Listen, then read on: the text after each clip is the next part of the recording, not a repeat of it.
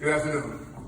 The awards we're presenting today are for our fellow firefighters that have gone above and beyond the normal call of duty and have saved lives, protected property. At this time, I want to call forward Chief Anthony Manfredi Jr., Lieutenant Michael Hand, Lieutenant Kyle Smith, Firefighter Heather Bennett, Firefighter Jay Alvarin, and Firefighter William Schmelk of the Mystic Fire Department. Accepting the award for Lieutenant Michael Hand will be his dad, Chief Frank Hand, and his brother, Nick Hand. Lieutenant Hand is currently deployed with the United States Coast Guard, protecting our country in Bahrain.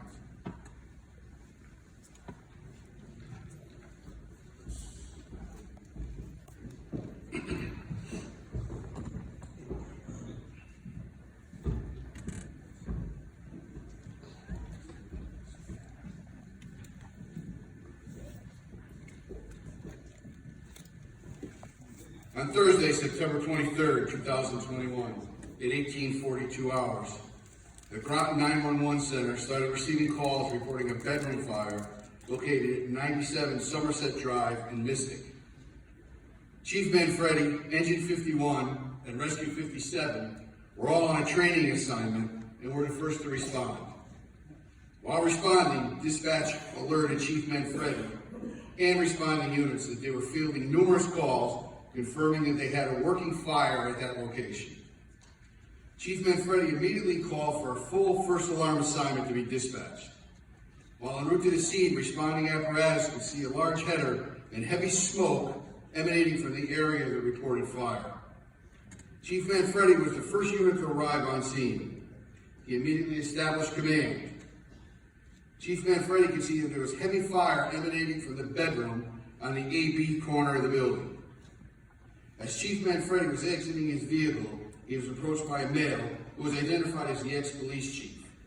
Amongst other things, the chief informed Chief Manfredi that there was an elderly female trapped in the rear bedroom. Without delay, Chief Manfredi went to the front door of the fire building in an attempt to gain entry to get to the trapped female. The front door was locked and prevented Chief Manfredi from entering the burning structure at this point. He now went to the rear of the fire building to see if he could make entry to rescue the trapped female victim. As Chief Manfredi reached the rear of the structure, he found the rear sliding door on the rear deck was ajar and was partially open. Heavy, acrid smoke was emanating from this door. Because of the volume of smoke and scalding heat coming from this entryway, it prevented initial entry through this door without SCBA. The building now became heavily charged with smoke and high heat. Entry without SCBA was impossible at this point. Chief Manfredi directed the search and rescue team to enter from the rear of the structure. While the search team was assembling, many verbal calls to the victim were made through this door in an attempt to locate the trapped victim. Chief Manfredi was now met by the search team consisting of Lieutenant Mike Hand and Firefighter Bennett from Engine 51. As Lieutenant Hand and Firefighter Bennett entered the burning structure to search for the victim, Chief Manfredi requested a charged hand line to the rear of the building. A call for additional personnel for search team was made. Lieutenant Hand and Firefighter Bennett were immediately met with heavy fire, black acrid smoke, and high heat conditions. They continued to push forward in search of the victim despite rapidly deteriorating conditions and without the assistance of a hand line. Lieutenant Kyle Smith now arrived and joined the search team of Lieutenant Hand and Firefighter Bennett. The search team now made their way to the room immediately above the fire floor to try to locate the trapped victim, still without a hand line in place. Firefighters Jay Alvarin and William Schmelk now arrived and advanced a hose line into the rear of the structure to protect the search crew. With the assistance of the hand line, the search crew was able to advance to the rear bedroom. Despite encountering zero visibility and high heat, the search team was able to navigate through the kitchen, hallway, and bathroom to eventually reach the rear bedroom where the elderly victim was trapped.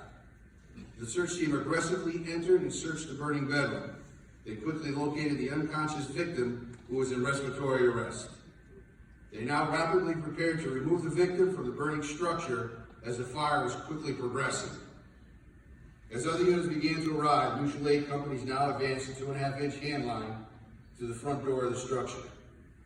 As firefighters Alfred and Schmelk held back the rapidly progressing fire, the search team was able to extricate the unconscious victim through the rear door.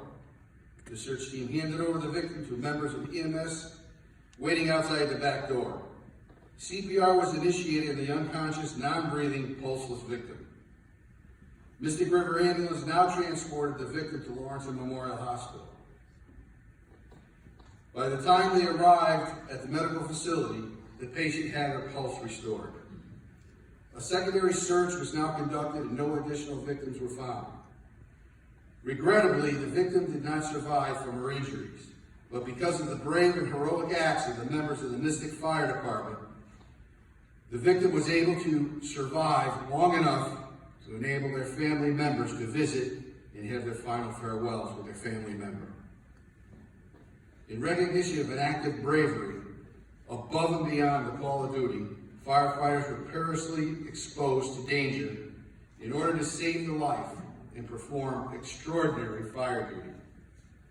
As a result, the Merit Awards Committee of the Connecticut State Firefighters Association proudly awards its citation for bravery to Lieutenant Kyle Smith, Lieutenant Michael Hand, Firefighter Jay Alvaran, Firefighter Heather Bennett, Firefighter William Schmeck of the Mystic Fire Department. In addition, the committee also awards its unit citation for life-saving to the Mystic Fire Department. Congratulations.